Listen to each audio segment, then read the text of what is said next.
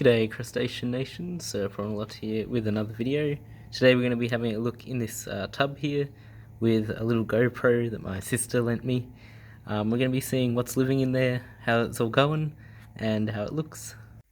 So a bit of a backstory for this tub is that I set it up a while ago. I had the big tub there and I thought I really need to put a bunch of sand that I had somewhere. And I also had some logs and some plants that I needed to keep alive. And I didn't have any tank space, so I decided to fill up this big tub with pretty much everything straight out of the tank and put it in there. And then from then on, I sort of just left it with water, even when I moved the plants and the logs out and stuff. I left it filled up, and slowly but surely, snails arrived, shrimp arrived, and some fish ended up in there. So I actually have some rice fish in the tub. I put, I think, 4 out there during summer, which probably wasn't the best idea. It was just before summer. And then during summer, I think I lost all of them except for 2 babies. The 2 babies you'll see in there, they're now a bit older. This was totally my bad. I really didn't think that the heat would get to them that bad, and it didn't have any aeration. And sure enough, it did. It was just my problem there. My not stupidity necessarily, but just didn't cross my mind that I should probably get some sort of air pump for it. I still don't have anything that moves the water, but it is getting cooler now, so it's not a big issue. But I think in the future I'll probably get a solar panelled air pump or something like that. As for the shrimp in this tank, there's a bunch of cherry shrimp. If you remember when I cleared out my massive 3-foot tank, I decided that I was going to put pretty much the remaining shrimp into that tub. I did sell a lot of the shrimp, but I just had so many to sell that I decided I may as well keep a few in this tub outside.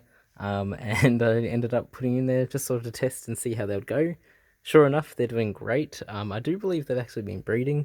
They've definitely grown and they're definitely happy in there. There's probably maybe 80 or 100 or so.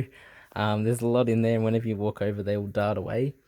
The tub is definitely my most neglected thing out of all my fish aquariums. I feed it maybe 3 times a week if I'm outside. If I head out there, I'll grab some fish food, drop some in, usually just flakes or maybe an algae wafer, and I'll just give them a quick feed. I don't really do water changes on it. I just do top-ups with rainwater every now and then. So it is quite neglected, but everything does seem healthy and happy, which is great. And that's sort of what I wanted from it. With that said, I do every now and then I'll do a water change, sort of like just pour a bunch of water out and then start filling it up again.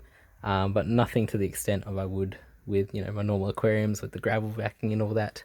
The whole point of it is to be a bit more untamed and wild, sort of. Obviously, it is still a tub.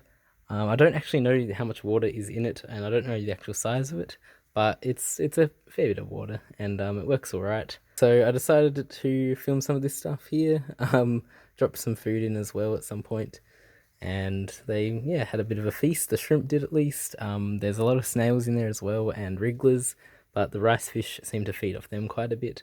There are 2 rice fish in there. They're the 2 babies that the other ones had. And I don't know if they're a boy or a girl or what, but maybe in the future there'll be some more babies.